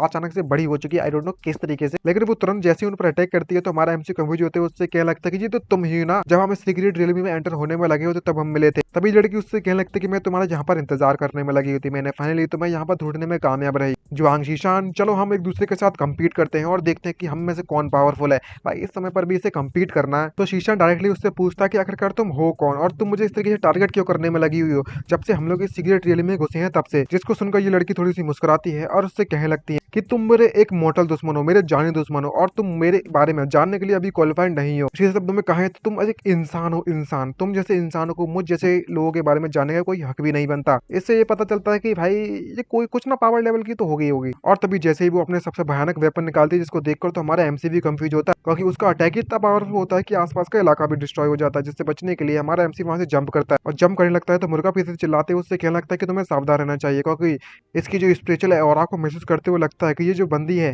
वो किसी भी जो तीन लोग तुमसे फाइट करने के लिए आए थे उनसे कमजोर बिल्कुल भी नहीं है। लेकिन लड़की हार नहीं मानती और जुआंग शीशान पर वापस से अटैक करने के लिए उसके आगे कूद पड़ती है। जिसको देखकर हमारा एमसी और भी ज्यादा गुस्से में आता है और उससे बचने के लिए अपनी उंगली का इस्तेमाल करता है और उसकी स्वॉर्ड को यानी कि उसके चाकू को अपनी उंगली से कंट्रोल कर लेता है और रोक लेता है। इसको देखकर ये लड़की पूरी तरीके से कंफ्यूज हो जाती है और काफी शौक भी, और मन ही मन में कहने लगते हैं कि अगर मुझे इसके बारे में पहले पता होता तो शायद मैं अभी तक अपने सभी के सभी आर्टिफैक्ट को जो कि मेरे पास मौजूद है उन सभी को बाहर निकलकर इस पर अटैक कर देती और लेकर आती। जैसा कि मैंने उम्मीद किया था, ऑर्डिनरी जो वेपन्स है वो इसको बिल्कुल भी नुकसान नहीं पहुंचा सकते। और तभी हमारा एमसी एक जोरदार पंच मारता है उस लोंडिया को, जिसके कारण वो लड़की बहुत ही दूर जाकर गिरने लगती है और आसपास का इलाका भी पूरी तरह से डिस्ट्रॉय हो जाता है। और एमसी की तारीफ करते हुए कहने लगते कि इतना बुरा भी नहीं था जैसा कि मैंने उम्मीद किया था, जैसा कि मेरे टीचर ने मुझसे कहा था, ये बंदा काफी ज्यादा स्ट्रांग है। लेकिन जैसे वो अपनी आंखें खोलकर देखते तो पता चलता है कि हमारा एमसी और उसका मुर्गा वहां से गायब हो चुके हैं ऑलरेडी। इसको देखकर कंफ्यूज होते हुए कहने लगते कि ये बंदा अब कहाँ जा चुका है, वो ऑलरेडी उस टॉम के अंदर एंटर कर चुका है क्या? डैम इट, मैं चाहे कुछ भी हो जाए थे यहाँ से भागने नहीं दूंगी। तभी हमारे एमसी को दिखाया जाता है जो कि अपने मुर्गे के साथ उस टॉम के अंदर जाकर भागने में लगा हुआ है और जाते जाते कहने में लगा हुआ है कि ये जगह है वो डेफिनेटली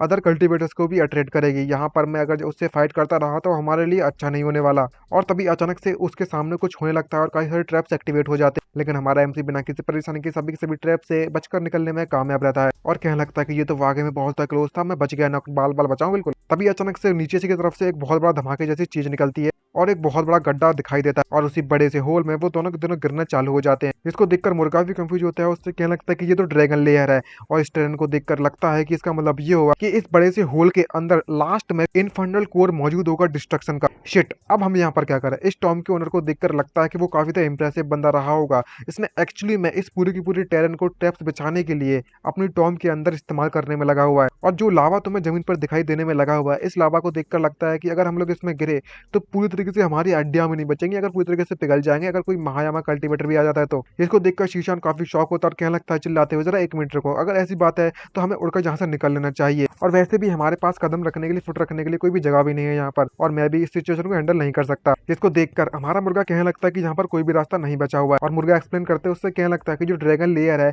वो काफी ज्यादा पावरफुल एयर करंट का इस्तेमाल करने में लगी हुई है, जनरेट करने में लगी हुई है, जिसके कारण जो इंटरनल कोर है इस डिस्ट्रक्शन का वो बना हुआ है। जब तक हम लोग काफी एक्सट्रीमली हाई कल्टीवेशन वाला बंदा मौजूद नहीं होगा हमारे पास, या फिर उसने कोई स्पेशल फ्लाइंग टेक्निक का इस्तेमाल नहीं किया होगा, यहाँ से बचकर निकलना नामुमकिन है। क्या वाकई में ऐसा पॉसिबल हो सकता है कि क्या आज हमारा यहीं पर अंत होने वाला और हम मरने वाले हैं? लेकिन हमारा एमसी मरने के लिए बिल्कुल भी तैयार नहीं होता और उससे कहने लगता है कि अगर ऐसी बात है तो मैं यहाँ पर एक और बार ट्राई करना चाहता हूँ और अपने क्विक पंच अटैक का इस्तेमाल करने लगता है उस वॉल्केनो की तरफ, आई मीन उस लावा की तरफ, ताकि उसे दूर कर सके। और जैसे ही कई सारे पंचे जमीन की तरफ गिरने लगते हैं तो वो लावा उस जगह से मूव हो जाता है और तभी वहां पर एक दरवाजा दिखाई देता है और जैसे वो दरवाजा तो इसकर देखकर वो मुर्गा भी काफी शौक होता है और कहने लगता है कि ये तो वही डोर है ना, ये तो सीधे उस टॉम के अंदर ले जाएगा, चैम्बर के अंदर। तो मेरी बात ध्यान से सुनो जुआंग शीशान, कुछ भी हो जाए तो मैं इस पर पंच मारना जारी रखना होगा, चाहे कुछ भी हो जाए, इस दरवाजे को कवर मत करने देना इस लावा को। इस बात को सुनकर हमारा एमसी भी इस बात से एग्री होता है और मुर्गा इस मौके का फायदा उठाकर अपनी ह्यूमन फॉर्म में आ जाता है ताकि वो किसी तरीके से दरवाजे खोलने में कामयाब रहे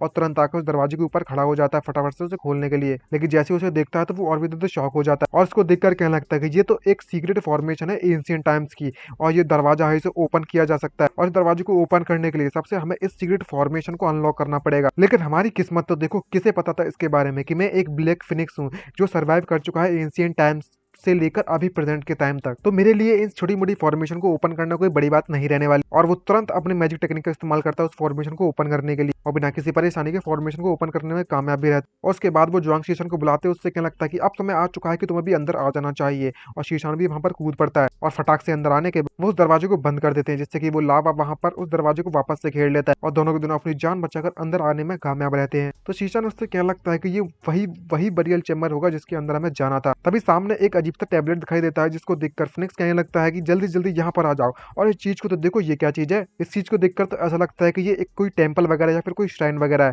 और मुझे लगता है कि यहाँ पर कोई जो ग्रेट कल्टिवेटर है जो उसके मरने से पहले वो यहाँ पर आया होगा और उन्होंने यहाँ पर अपने डिवाइन कॉन्शियसनेस को इस श्राइन के अंदर रखा गया। अगर वो अपनी सारी की सारी टेक्निक्स और अपने सारे के सारे जो टीचिंग्स हैं अपने फ्यूचर जनरेशन को ट्रांसफर करने के लिए। हे बच्चे, तुम्हारी किस्मत तो मानना पड़ेगा वाकई में बहुत ज्यादा अच्छी निकली। तुम इस श्राइन को ओपन करो और अपने गुरु की यानी कि इस ग्रेट कल्टिवेटर की सारी टीचिंग्स को अपनाओ। और तभी शीशान उस श्राइन को धीरे धीरे करके ओपन करता है और जिसके कारण वहां पर एक होलोग्रामिक इमेज वहां पर बन जाती है और वो इमेज होती है एक ग्रेट कल्टिवेटर की। और वहां पर बाहर निकलने के बाद कहने लगता है कि मैं अभी भी यहाँ पर फेल्ड हो चुका और अपनी कहानी सुनाते उससे कहने लगता है कि जब मैं यंग था तब मैंने अनफॉर्चुनेटली तरीके से एक रिफ्ट में आकर फंस चुका था और मैं इस वर्ल्ड में आ गया। जिस बात को सुनकर वो काफी देर से शॉक हो जाता है हमारा एमसी और कहने लगता है कि इसका मतलब ये हुआ कि ये बंदा इस वर्ल्ड से नहीं है, बिल्कुल मेरी ही तरह ये दूसरी दुनिया से आया हुआ है। तो ब्लैक फिनिक्स ये बात सुनकर कंफ्यूज होता है और कहने लगता है कि रिफ्ट, इसको देखकर लगता है कि जो एंशिएंट टाइम्स है मैंने कई सारे रिकॉर्ड्स को ढूंढा था उन एंशिएंट र्यून्स में और बताया गया था कि यहाँ पर हमारे एंटायर ग्रेट 1000 वर्ल्ड्स में कई सारे छोटे छोटे कंटिनेंट्स बने हुए हैं जो कि सेपरेटली बैरियर के द्वारा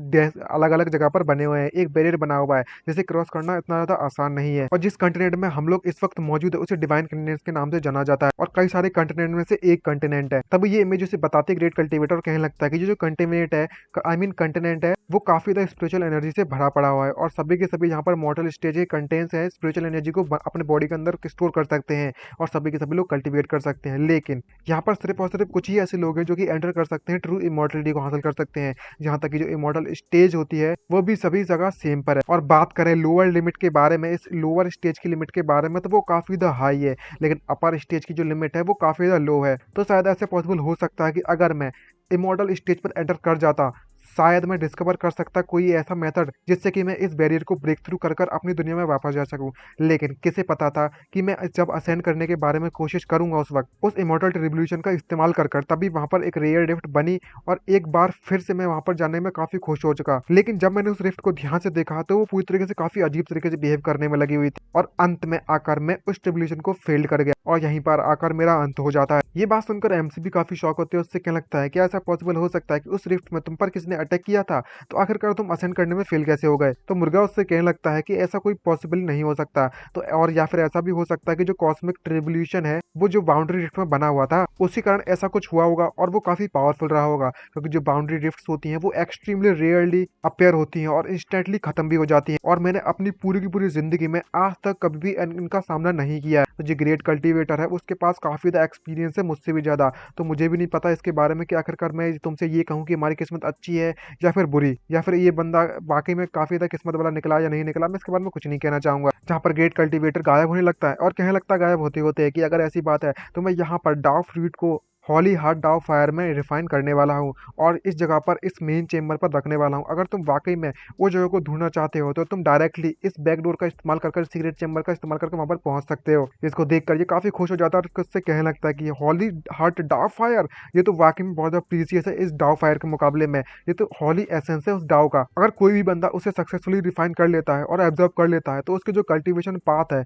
वो स्मूथ रहेगा और बिना किसी परेशानी के बिना किसी ऑब्स्ट्रक्शन के अपने कल्टिवेशन लेवल को धीरे धीरे बढ़ा सकता है और रिवोल्यूशन ट्रांजिशन स्टेज तक उसे कोई भी दिक्कत नहीं आने वाली है। चलिए जल्दी करो हमें वहां पर जल्दी से जाना होगा। और मुर्गा काफी ज्यादा एक्साइटमेंट से भर पड़ता है और तभी हमें उन नमूने को दिखाया जाता है, वही 3 नमूने, और आते हैं लाल वाले भैया और कहने लगता है कि फाइनली हम लोग यहाँ पर आ चुके हैं। अच्छा, तो अब समझ में आया, तो ये है वो मेन चेम्बर। मैंने इस बारे में कभी सोचा भी नहीं था कि ये जो टॉम है वो इतनी ज्यादा वेल कनेक्टेड होगी और कई सारे ट्रिक्स से भरी पड़ी होगी और मुझे यहाँ पर पहुंचने के लिए कितने डिफिकल्टी का सामना करना पड़ा। तभी उसका साथी आता है, उससे कहने लगता है कि हे ब्रदर जरा सामने तो देखो वो क्या चीज है। जिसको देखकर सभी खुश हो जाते हैं और उससे क्या लगता है कि तो हॉली हर्ट डाउ फायर है ना। ये बात तो मानना पड़ेगा, इस टॉम के अंदर वाकई में हॉली हर्ट डाउ फायर मौजूद है। मैंने इसके बारे में सुना है कि अगर तुम इसे एब्जॉर्ब कर लेते हो हॉली हर्ट डाउ फायर को, तो तुम डायरेक्टली इमोर्टल बन जाओगे। जिसको देखकर ये लौंडिया यानी कि ये लड़की जिसने हमारे एमसी से लड़ाई की थी और पिट कर भागी भी गई थी, अब क्या कर सकता, हमारा एमसी पिट के भागा भी था और इसे पीट कर भी भागा था, ये बात तो माननी पड़ेगी। और मन ही मन में सोचते हुए क्या लगता है कि डैम इट, मैं सिर्फ और सिर्फ यहाँ पर अकेली ऐसी बंदी मौजूद हूँ जो कि जुआन जिया सेक्ट से यहाँ तक पहुंच पाई है इस जगह पर, और ये काफी ज्यादा डेंजरस होने वाली है मेरे लिए ये सिचुएशन, अगर मैंने इनके साथ कम्पीट किया तो। यहाँ पर दूसरा वाला बंदा उससे क्या लगता है कि सभी के सभी लोग अपना मूव करने के लिए रेडी हैं।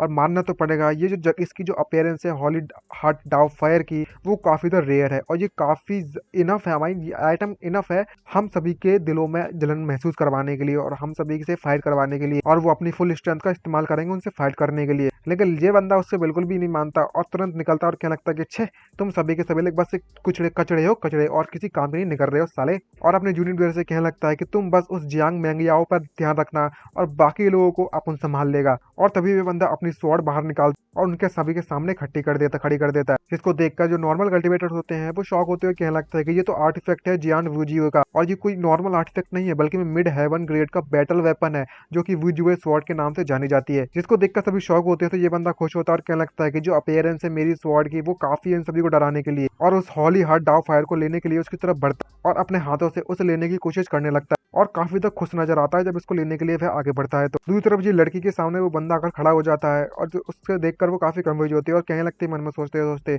कि अब मुझे यहाँ पर क्या करना चाहिए, क्या मैं भी अपना मूव करूँ यहाँ पर। लेकिन अगर मैं वाकई में इन दोनों लोगों से फाइट करने के लिए गई तो ये जिये चैंगनान है, भले इसकी जो कल्टीवेचर है वो बिल्कुल मेरे बराबर है, लेकिन हम दोनों के दोनों already early body integration stage पर है। लेकिन इसका जो ऑरा है जो मुझे जो महसूस करवाने में लगा हुआ है वो किसी नॉर्मल कल्टीवेटर के मुकाबले में बहुत ज्यादा है, उस जियान व्यूजू के मुकाबले में तो बहुत ज्यादा। और बंदा उससे कहने लगता है फेरी से कि चाहे कुछ भी हो जाए मैं तुम्हें ये रास्ता क्रॉस नहीं करने दूंगा। और जैसे जैसे ये बंदा उस डॉली डाउ हार्ट फायर के पास तरफ जाने लगता है तभी वहां पर अचानक से वहां का पूरा समय रुक जाता है और सब कुछ वहां पर पॉज हो जाता है और कोई भी मूव नहीं कर पा रहा हो। इसको देखकर ये कंफ्यूज होते हुए कहने लगता है कि मेरी जो बॉडी है वो बिल्कुल भी मूव नहीं कर पा रही है, यहाँ पर क्या चलने में लगा हुआ है, मेरी बॉडी भी मूव नहीं कर रही है, हमारी जो रिस्ट्रिक्शन है वो किसी तरीके से यहाँ पर जो मैकेनिज्म है उसे ट्रिगर कर दिया आप लोगों ने यार, ये तो गलत हो गया। अब जब सभी के सभी लोग वहां पर जम जाते हैं तभी एक दरवाजा खुलता है जिसको देखकर वो कंफ्यूज होता है और कहने लगता है कि जो स्टोन डोर है वो ओपन हो चुका है, क्या यहाँ पर कोई किसी तरीके की न्यू रिस्ट्रिक्शन ओपन हो चुकी है। लेकिन पता चलता है कि उस दरवाजे से कोई और नहीं बल्कि मैं हमारा एमसी शीशान और वो मुर्गा वहां पर आता है, और जिसको देखकर शीशान कहने लगता है कि जो टनल है वो वाकई में बहुत ज्यादा लंबी है,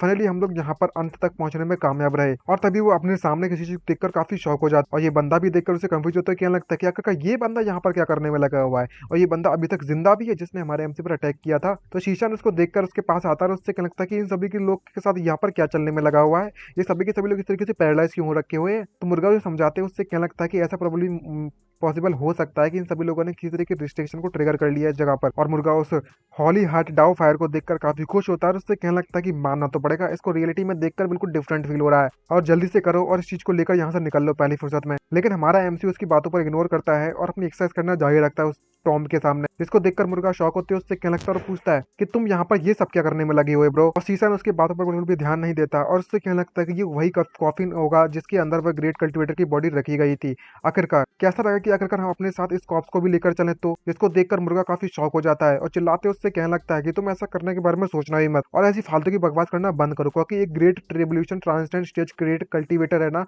वो हमारे रीच के बहुत ज्यादा बाहर है। और बात करें और इसकी जो कॉप्स है वो शायद ऑलरेडी कई सारे अनपैरेलल्ड किलिंग फॉर्मेशन के द्वारा प्रोटेक्ट करके रखी गई होगी, तो हमें थोड़ी बहुत तो रेस्पेक्ट दिखानी चाहिए ना उनको। ये बात सुनकर शीशा उससे कहने लगता है कि अच्छा ठीक है मैं तुम्हारी बात मान लेता हूँ, अगर वाकई में ऐसी बात है तो चलो हम लोग अपने इस हॉली हार्ट डाउ फायर को लेकर यहाँ से निकल लेते हैं। तो हमारा मुर्गा उससे कहने लगता है कि जरा एक मिनट रुको, मेरी बात ध्यान सुनो, अगर हम लोग वाकई में इस हॉली हार्ट डाउ फायर को यहाँ से रिमूव करते हैं तो जो रिस्ट्रिक्शन है वो भी यहाँ पर रिमूव हो जाएगी। और यहाँ पर ऐसा करने से पहले बहुत ही एक इंपॉर्टेंट चीज है जो मैं हमेशा से करना चाहता था, और धीरे धीरे करके वो वहां से मुर्गा मूव करना चालू करता है और मूव करते करते डायरेक्टली उस क्लोंडिया के पास फेरी के पास पहुंच जाता है जिसने उसकी बुरी तरीके से धोई थी यार, क्या ही बुरी तरीके से पीटा था अभी तक याद है वो। इसको देखकर ये लड़की पूरी तरीके से कंफ्यूज और शॉक हो जाती है, उसके पसीने छूट जाते हैं और उससे कहने लगते चिल्लाते हुए, हे तुम आखिरकार यहाँ पर मेरे साथ क्या करने के बारे में सोचने में लगी हुई हो, मेरे पास अभी भी लाइफ सेविंग फॉर्मेशन मौजूद है, अगर इस सिचुएशन में अगर तुम मेरे साथ कुछ करते हो तो तुम्हें इसका अंजाम भुगतना पड़ेगा और तुम मुझे एलिमिनेट करने के बारे में सोचना ही मत। लेकिन हमारा मुर्गा क्या करता है, अपने सारे के सारे थूक को अपने मुंह में भरता है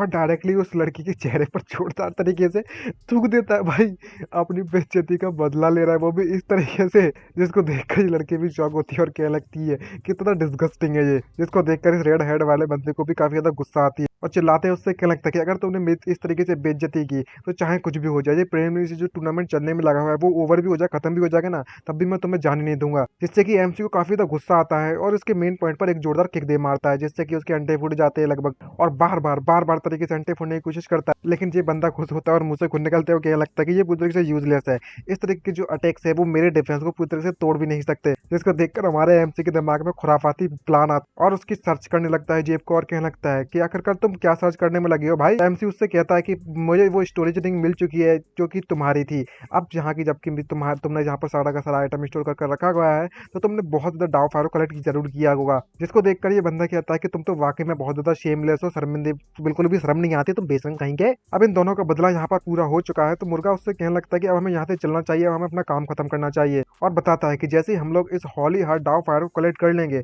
तो उनकी जो रिस्ट्रिक्शन है वो शायद से लिफ्ट हो जाएगी और खत्म हो जाएगी, और हमें उस समय के दौरान जल्द से जल्द ये जगह छोड़कर जाना पड़ेगा। और आप धीरे धीरे करके वो तुरंत उसको कलेक्ट करना चाहिए और जैसे ही पूरी तरीके से वे कलेक्ट करता है वो तुरंत वहां से भागना चालू कर देते हैं और वो दोनों के दोनों वो फुल स्पीड में वहां से निकल पड़ते हैं पहली फुर्सत। और जैसे ही वो नोटिस करते हैं कि अब मैं भी यहाँ पर मूव कर सकता, तो वो भी हमारे एमसी का पीछा करने लगते हैं जोर जोर से, और चाहे कुछ भी हो जाए चिल्लाते हुए कहने लगते हैं कि भागने की कोशिश मत करना। लेकिन तभी पीछे से उस कॉफिन से किसी घुराने की आवाज आती है, जिसको देखकर ये शॉक हो जाता है और उससे कहने लगता है कि ये आवाज कहाँ से आई बे। और उस कॉफिन में से अजीब तरीके का धुआं निकलता है और एनर्जी निकलती है, जिसको देखकर उसका जूनियर ब्रदर उससे कहने लगता है कि ये आवाज उस कॉफिन में से आने में लगी हुई है जिसमें fallen revolution transfer stage cultivator बना आपकी बॉडी रखी हुई है, और इसके अंदर से मुझे काफी ज्यादा भयानक ऑरा महसूस होने में लगा हुआ है। जिसको देखकर ये डर जाता है और कहने लगता है क्या क्या ये कोई घोस्ट वगैरह है। और वो इविल एनर्जी इतनी ज्यादा होती है कि वे सभी के सभी लोग वहां पर सरप्राइज हो जाते हैं और धीरे धीरे करके वो कॉफिन खोलना चालू होता है और उस कॉफिन में से एक भयानक तरीके का स्केलेटन बाहर निकलता है, जिसको देखकर नॉर्मल कल्टीवेटर शॉक हो जाता है और उससे कहने लगता है कि ये वाकई में उस ग्रेट रिवोल्यूशन ट्रांसलेट कल्टीवेटर की कॉप्स है, बॉडी है, क्या ये वाकई में जिंदा होकर वापस आ चुकी है। तभी ये लड़की इसको देखकर उससे कहने लगती है कि शायद इसलिए रहा होगा क्योंकि जो हॉली हार्ट डाव फायर है वो इसकी जगह से चोरी हो चुकी है, जिसके कारण इस कॉफिन की सील ऑलरेडी ट्रिगर हो चुकी है। और सभी के सभी लोग जब उन्हें जान बचाकर भागने में लगे हुए होते हैं, तभी वो कॉफिन वाला बंदा बाहर निकलता है स्केलेट और अपनी एनर्जी का इस्तेमाल करके उसके रास्ते को वहां पर पूरी तरीके से ब्लॉक कर देता है, जिसको देखकर सभी घबरा जाते हैं और कहने लगता है कि हमारा एग्जिट तो ब्लॉक हो चुका है। डेड हेड वाला बंदा कहने लगता है कि भले ही एक कॉप्स है, एक डेड बॉडी है, लेकिन इसके जो सप्रेस है ना सीक्रेट रेलमी के रूल्स के कारण वो काफी ज्यादा है। लेकिन भले ही इसकी स्ट्रेंथ को दबाकर रखा गया है, लेकिन अभी भी ये इतना ज्यादा पावरफुल है कि हम सोच भी नहीं सकते हैं इसके बारे में। अब हमारे पास सिर्फ एक ही तरीका बचा है कि हमें एक साथ मिलकर काम करना होगा और फुल स्ट्रेंथ का इस्तेमाल कर हमें इसे यहीं पर हराना पड़ेगा सर्वाइव करना चाहते हैं। तो दूसरी तरफ हमारे एमसी को अपना मुर्गा लेकर उड़कर जा चुका है ऑलरेडी और कह रहा होता है कि यहाँ पर मैं अपने फुल स्पीड से उड़ने में लगा हुआ हूँ, लेकिन इसको देखकर लगता है कि हम लोग इस सीक्रेट रेलमी के एंड तक जल्दी पहुंच जाएंगे। तो शीशान उससे कहने लगता है कि हम लोग एक छुपने वाली जगह ढूंढ लेंगे, अच्छी जगह, फिर उसके बाद हम सीक्रेट रेलमी को खत्म होने का इंतजार करेंगे। उसके बाद हम बिना किसी परेशानी के इस राउंड को पास कर बाहर निकल जाएंगे। और तभी वो दोनों के दोनों उस गुफा पर पहुंच जाते हैं जो गुफा आपका थोड़ी देर पहले दिखाई दी गई थी, और उस जगह को देखकर पूरी तरीके से कंफ्यूज होता है और कहने लगता है कि ये जगह अजीब सी को दिखने में लगी हुई है। क्या ऐसे पॉसिबल हो सकता है कि उस जगह पर हमारे लिए एक अपॉर्चुनिटी रखी हुई है। चलो हम लोग देखते हैं आखिरकार वहां पर क्या है। और वो दोनों निकल पड़ते हैं अंदर और धीरे धीरे जब अंदर जाते हैं तो वह लोग नोटिस करते हैं कि यहाँ पर तो हड्डियां पड़ी हुई हैं और पूरे के पूरे इसको देखकर शॉक हो जाता है और कप कपाने लगता है और कहने लगता है कि ये पूरी की पूरी जगह इंसानी हड्डियों से भरी पड़ी है। और मुर्गा भी उसको ध्यान से देखता है तो उसके पसीने छूट जाते हैं और अपने ह्यूमन फॉर्म में आने के बाद वो अंदर की तरफ जाने लगता है धीरे धीरे करके और उससे कहने लगता है कि मुझे यहाँ पर कुछ ठीक नहीं लगने में लगा हुआ है, एक अजीब तरीके की ऑरा महसूस हो रहा है मुझे यहाँ पे। और जैसे जैसे वो धीरे धीरे के अंदर जाते तो कई सारे स्केलेटन पड़े होते हैं और वहीं पर हमें किसी के पैर दिखाई जाते हैं, जिसको देखकर वो दोनों के दोनों ही काफी तरीके से शॉक हो जाते हैं। जिसको देखकर शीशान पूरी तरीके से कंफ्यूज होता है और कहने लगता है कि आखिरकार अब ये कौन सी नई बवाल सीट है, क्योंकि एक बंदा एक सीट पर बैठा हुआ है और सीट के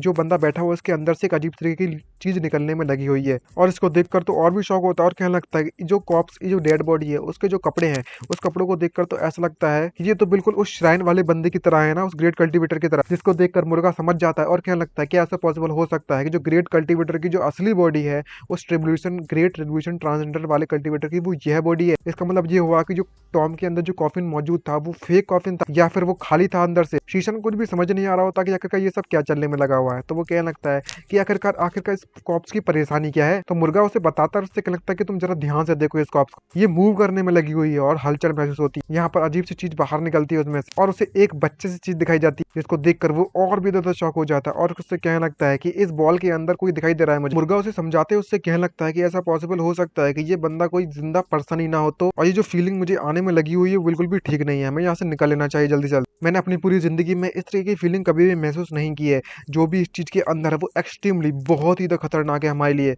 और इसको देखकर ऐसा लगता है कि ये किस तरीके का पैरासाइट है जो कि ग्रेट कल्टीवेटर के बॉडी के अंदर ग्रो होने में लगा हुआ था। और इसको देखकर लगता है कि ऑलमोस्ट इसने पूरी तरीके से इस कॉप्स को यूज कर लिया है, एब्जॉर्ब कर लिया है जिंदा रहने के लिए। तभी अचानक से उस बॉल में से जो बच्चा सा आई मीन जो भी थी चीज, वो उसे घूरने लगती है उन दोनों को, और वो परछाई जाग पड़ती है। इसको देखकर चिल्ला पड़ते हैं और कहने लगता है कि शैडो जाग चुकी है, भागो। और मुर्गा उससे कहने लगता है कि अब हमारे पास यहाँ पर बचने का कोई भी तरीका नहीं है, हमें जल्द से जल्द यहाँ से निकलना होगा। मेरे इंस्टीट्यूशन मेरे कहने में लगे हुए हैं मुझसे कि अगर हम लोग यहाँ पर और थोड़ी देर रुके तो हम पूरी तरीके से तबाह हो जाएंगे, हमें जल्द से जल्द इस चीज को डिस्ट्रॉय करके यहाँ से निकलना पड़ेगा पहली फुर्सत में। और फुल पावर तरीके से उस पर अटैक कर देता है, और उसका अटैक इतना पावरफुल होता है कि पूरी की पूरी गुफा वहां पर ढह जाती है, डिस्ट्रॉय हो जाती है। और थोड़ा किसी तरीके से अपने आप को संभालते हैं दोनों, और मुर्गा सामने देखते हैं उससे कहने लगता है क्या मैंने इसको पूरी तरीके से राख में बदल दिया। लेकिन तभी अचानक से एक बहुत ही ज्यादा पावरफुल उड़ता हुआ अटैक उसकी तरफ आता है, उसके राइट हैंड को पूरी तरह से डिस्ट्रॉय कर दिया जाता है। और इसको देखकर वो पूरी तरीके से कंफ्यूज होता है मुर्गा कि उसके साथ क्या चलने में लगा हुआ है। और शीशा ने भी पूरी तरह से शॉक होता है और कहने लगता है कि ब्लैक फिनिक्स ये क्या हो गया तुम्हारे साथ। और तभी यहाँ पर उसे सिस्टम की नोटिफिकेशन आने लगते हैं और कहता है सिस्टम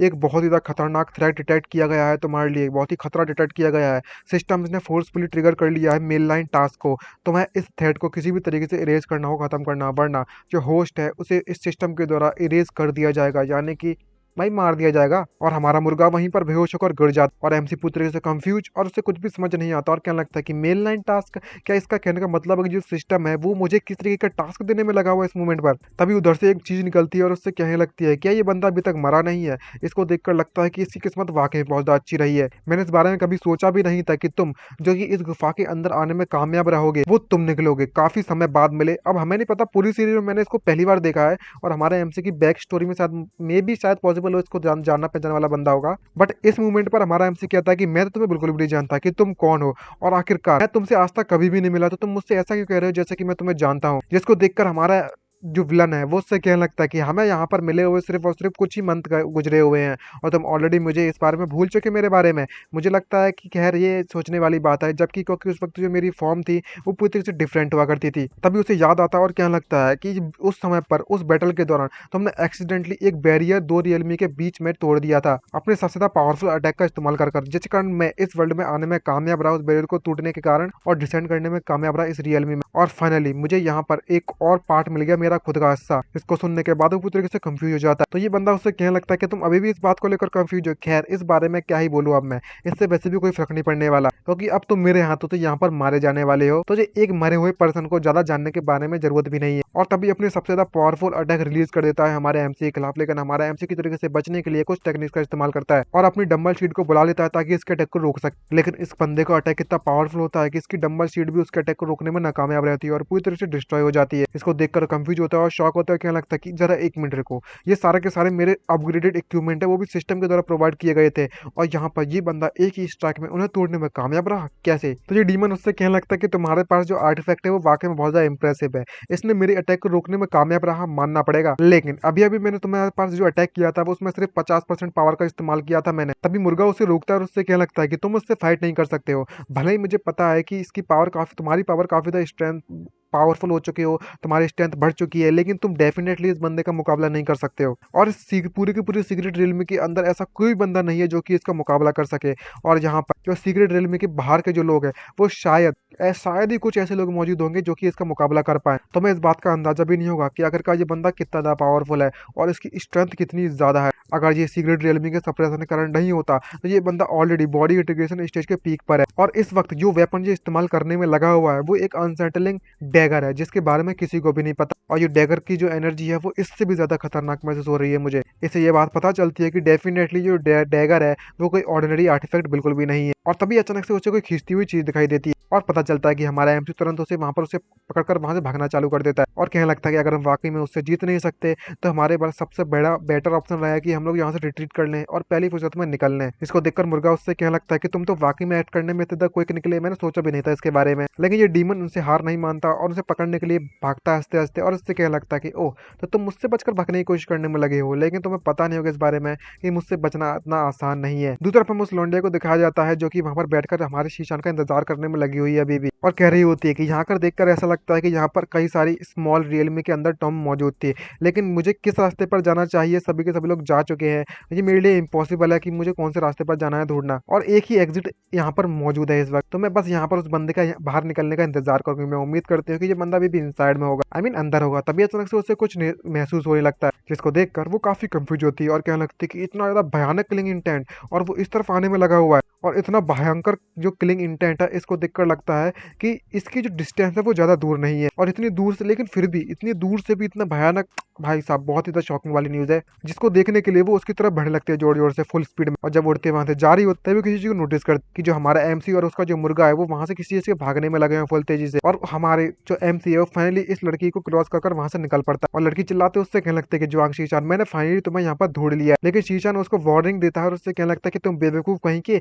जो दुश्मन है वो मेरा पीछा करने में लगा हुआ है, जल्दी से जहाँ से भागो। लेकिन जो डीमन है वो उसके पीछे तुरंत आ जाता है, इसकी रफ्तार ज्यादा तेज होने के कारण वो लड़की नोटिस भी नहीं कर पाती, और इसको देखकर वो काफी ज्यादा कंफ्यूज होती है। और तभी एक पावरफुल अटैक उस लड़की की तरफ आता है, जिसके कारण उसके बहुत ज्यादा चोट लग जाती है उस लड़की के। इसको देखकर शीशान भी काफी ज्यादा शॉक होता है और कंफ्यूज होता है और सोचने लगता है कि अब क्या करूं, और किसी तरीके से लड़की को बचाने के लिए उस डीमन पर भी अटैक करने के लिए खुद कूद पड़ता है। जब दोनों की पावर्स आपस में टकराती हैं तो वहां पर एक जोरदार धमाका होता है, जिससे कि पूरी की पूरी पीक वहां पर डिस्ट्रॉय हो जाती है, और इतनी भयानक और पावरफुल अटैक कारण हमारे एमसी के हाथ में चोट लग जाती है और उसके हाथों से खून निकल पड़ता है। और डीमन वहां पर हंसते उससे कहने लगता है कि तुमने मेरे इतने ज्यादा पावरफुल अटैक को अपनी इस फिजिकल बॉडी से रोकने में कामयाब रहे, मानना पड़ेगा, तुम वाकई में बहुत ज्यादा इंटरेस्टिंग बंदे हो। तभी वो लड़की वहां पर आती है और उससे कहने लगती है कि ये कोई ऑर्डिनरी डैगर मौजूद नहीं है, भला ये डैगर है वो पूरी तरीके से इविल एनर्जी से भरा पड़ा हुआ है, लेकिन इसको देखकर ऐसा लगता है कि ये पक्का एक आर्टिफैक्ट है जो कि कोई सी इमोर्टल ग्रेड का होगा। अगर ये इस सीक्रेट रियलमी के रूल्स के रिस्ट्रिक्शन के कारण नहीं होता तो शायद हम लोग इस अटैक के कारण अभी तक दोनों के दोनों मारे जा चुके होते। ये देखकर हमारा एमसी भी काफी शॉक हो जाता है और उससे क्या लगता है कोई सी इमोर्टल ग्रेड आर्टिफैक्ट, वाह, मानना पड़ेगा ये तो काफी पावरफुल है। लेकिन तभी अचानक से हमारा एमसी जब उस लड़की को बिल्कुल सही कंडीशन में देखता है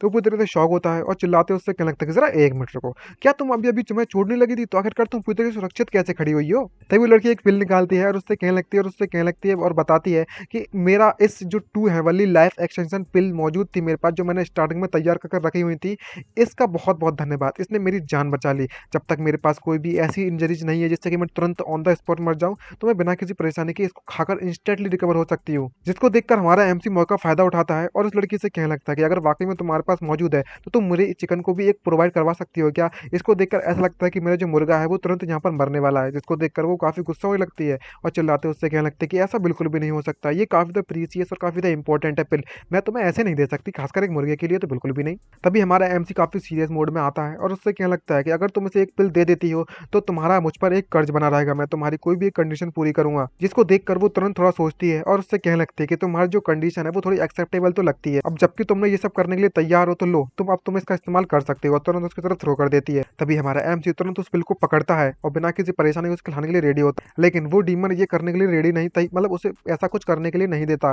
समय बिल्कुल भी, और तुरंत फुल स्पीड में हमारे एमसी के पीछे आ जाता है ताकि उसे मार सके। और उससे कहने लगता है क्या तुम वाकई में मेरे बारे में भूल चुके हो और तुम यहाँ पर लवी डबी होकर इस तरीके से बातें करने में लगे हो। और इतना भयानक किलिंग इंटेंट देखने के बाद, महसूस करने के बाद एमसी भी काफी ज्यादा शॉक में आ जाता है और तुरंत पीछे मुड़कर काफी घबराने लगता है। लेकिन तभी अचानक जैसे ही वो अटैक करता है अपने फुल फोर्स के साथ, तो हमारी जो लौंडिया है, आई मीन जो लड़की है, वो वापस से उसके अटैक को रोकने के लिए अपने आर्टिफैक्ट का इस्तेमाल करती है किसी तरीके से, और इतने भयानक अटैक को रोकने में कामयाब रहती है, जिसको देखकर वो डीमन काफी खुश होता है और उससे कहने लगता है कि wow, one time use defensive artifact, मानना पड़ेगा तुम तो वाकई में बहुत अमीर निकली। और तभी लड़की उससे कहने लगती है कि मैं पूरी तरीके से केयरलेस थी जब तुमने मुझे पहली बार हिट किया था, लेकिन अब समय आ चुका है कि मैं प्रॉपर्ली तुमसे अपना हिसाब बराबर करूं। और तभी अपने सारे के सारे आर्टिफैक्ट, स्पेल्स, जो भी पावर की टेक्निक्स थी, सभी को एक साथ एक्टिवेट कर देती है, जिसको देखकर वो डीमन भी एक पल के लिए काफी ज्यादा शॉक हो जाता है और एक बहुत ही ज्यादा पावरफुल अटैक उस डीमन की बॉडी पर लगता है, जिससे कि वो डीमन काफी ज्यादा दूर जाकर गिरता है और हवा में उड़ने लगता है, लेकिन उसको बिल्कुल भी चोट नहीं लगती और काफी मुस्कुराते उससे कहने लगता है कि इंटरेस्टिंग, मानना पड़ेगा इसमें इसमें थोड़ी दम तो है। और दूसरी तरफ हमें अपनी लिटिल मेडन को दिखाया जाता है जो कि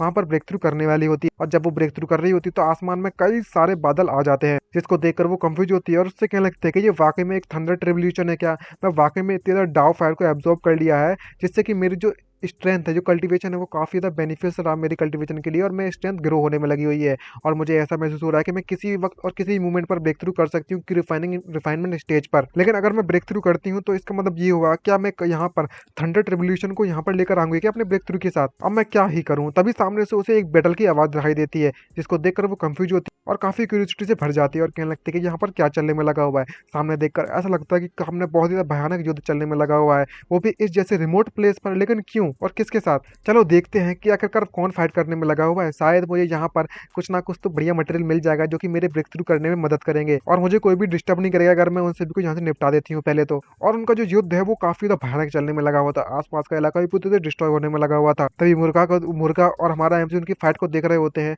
तो एमसी उससे कहने लगता है कि मानना तो पड़ेगा, ये लड़की के पास वाकई में तेजा आर्टिफैक्ट मौजूद है। तो मुर्गा उससे कहने लगता है कि ऐसा लगता है कि शायद ऐसा है, ये यंग लेडी है वो किसी मेजर फैमिली से बिलोंग करती है। तभी यहाँ पर हमारी लिटिल मेडन का एंट्री होती है, लिटिल ड्रैगन मेडन की, और वो हमारे एमसी को चिल्लाते हुए उसके पास आती है। इसको देखकर हमारा एमसी काफी सीरियस चेहरा बनाता है और उससे कहने लगता है कि लिटिल मून तुम यहाँ पर क्या करने में लगी हुई हो? तो लिटिल मून उससे कहने लगती है कि मैंने यहाँ पर बहुत ज्यादा भयानक युद्ध की आवाजें सुनी, कोई फाइट करने में लगा हुआ था, तो मैंने इस बारे में कभी उम्मीद भी नहीं की थी कि तुम लोग यहाँ पर फाइट करने में लगे हुए इस तरीके से। वैसे तुम मुझे बता सकते हो कि आखिरकार तुम किस चीज से फाइट करने में लगी हुई हो? तो एमसी उससे कहने लगता है कि मुझे भी नहीं पता कि आखिरकार ये बंदा है तो है कौन, लेकिन इसको देखकर ऐसा लगता है कि ये काफी एक्सट्रीमली मिस्टीरियस बंदा और काफी पावरफुल भी। और इधर पर जो लड़की यंग लेडी उससे फाइट करने में लगी हुई है, इसको देखकर लगता है कि जल्द ही वो यंग लेडी इस बंदे के द्वारा हारी जाएगी। तो लिटिल मून उससे सलाह देती है और उससे कहने लगती है कि अगर मेरे जो थंडर ट्रिब्यूलेशन है, क्यू रिफाइनमेंट स्टेज का, क्या वो तुम्हारी मदद करने के लिए काफी है? जिसको देखकर वो उससे कहने लगता है अपना मुर्गा कि अरे यार कम ऑन, आखिरकार ये कैसे पॉसिबल हो सकता है कि तुम्हारा जो क्यू रिफाइनमेंट स्टेज का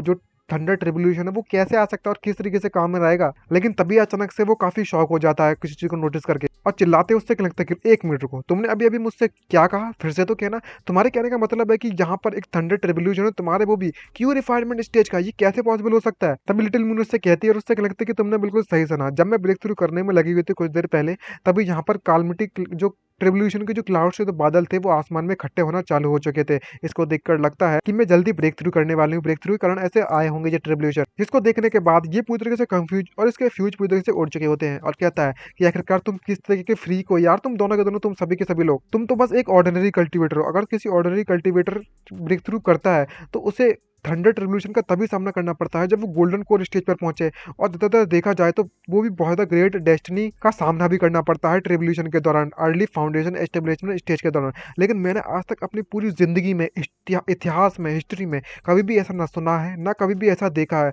जहाँ पर थंडर ट्रिब्यूलेशन आने में लगा है, वो भी किस लिए? वो भी क्यू रिफाइनमेंट स्टेज कल्टीवेटर के लिए। अगर ये वाकई में तुम जो कहने में लगी हुई ये बात सच है तो ये हमारे लिए काम में आ सकता है। अगर तुम ब्रेक थ्रू कर जाती हो और उस थंडर ट्रिब्यूलेशन का इस्तेमाल करती हो हमारे दुश्मन को निपटाने के लिए, तो हम उसको थोड़ा बहुत तो नुकसान पहुंचाने में कामयाब रहेंगे ही रहेंगे। ये बात सुनकर वो लिटिल मून वहीं पर मेडिटेशन करना चालू कर देती है ताकि वो उसे ब्रेक थ्रू कर सके अपने आप को, और तभी आसमान में थंडर ट्रिब्यूलेशन आना चालू होने लगता है। जिसको देखकर मुर्गा भी काफी शौक होता है और उससे कहने लगता है कि ये लड़की है वो सिर्फ और सिर्फ एक कदम दूर है ब्रेक थ्रू करने के लिए, और जो क्यू रिफाइनमेंट स्टेज पर ब्रेक थ्रू करने वाली जल्दी। और तभी वहां पर थंडर आ जाती है, बिजली जोर जोर से कड़कने लगती है, और दोनों के दोनों, वो यंग लेडी और वो डीमन, एक दूसरे के साथ अभी भी फाइट करने में लगे हैं, घमासान युद्ध करने में लगे हुए हैं। और यहाँ पर लड़की बुजुर्ग से पिट जाती है और मन ही मन में कहने लगती है कि मैंने ऑलमोस्ट अपने सभी के सभी आर्टिफैक्ट जो कि यहाँ पर लेकर आई थी वो सारे के सारे आर्टिफैक्ट मैंने यूज कर लिए हैं, लेकिन फिर भी वो इस डीमन को हराने में नाकामयाब रही किसी तरीके से। और जहाँ पर मुर्गा मौका ढूंढता है कि वो यंग लेडी उससे दूर हो चुकी है और कहने लगती है कि अब बिल्कुल सही परफेक्ट समय हमारे लिए। और तभी हमारा एमसी लिटिल मून को अपने हाथों में उठाता है और जोर से उस बंदे की तरफ थ्रो कर देता है, और उससे कहता है जाओ मेरे पिकाचू, क्योंकि हमारा जो पिकाचू है बिजली का जोर से झटका धीरे से देने वाला है, नहीं धीरे का झटका जोर से देने वाला है। इसको देखकर डीमन कंफ्यूज होता है और उससे कहने लगता है कि अब ये क्या बवासीर है, ये कौन है? और लिटिल मून इस मूवमेंट का फायदा उठाती है और काफी खुश होते हुए उसकी तरफ बढ़ पड़ती है, और हमारा छोटा सा पिकाचू काफी खुश नजर आ रहा है। और इसी पिकाचू के साथ मैं यहाँ पर इसे खत्म करना चाहूंगा। उम्मीद करता हूँ कि ये वाला पार्ट आपको अच्छा लगा होगा। तो आप सपोर्ट दिखाने के लिए गाइस ज्यादा कुछ नहीं करना, सब्सक्राइब कर देना है हमारे चैनल को और वीडियो को लाइक कर देना है। तो जल्दी मिलेंगे एक नए पार्ट के साथ, नेक्स्ट वीडियो के साथ। उम्मीद करता हूँ वीडियो आप सभी को पसंद आई होगी। आज के लिए इतना ही, मिलते हैं नेक्स्ट वीडियो में। बाय बाय, सी यू नारा एंड साइनिंग आउट। अपना ख्याल रखिएगा सभी लोग, बाय बाय।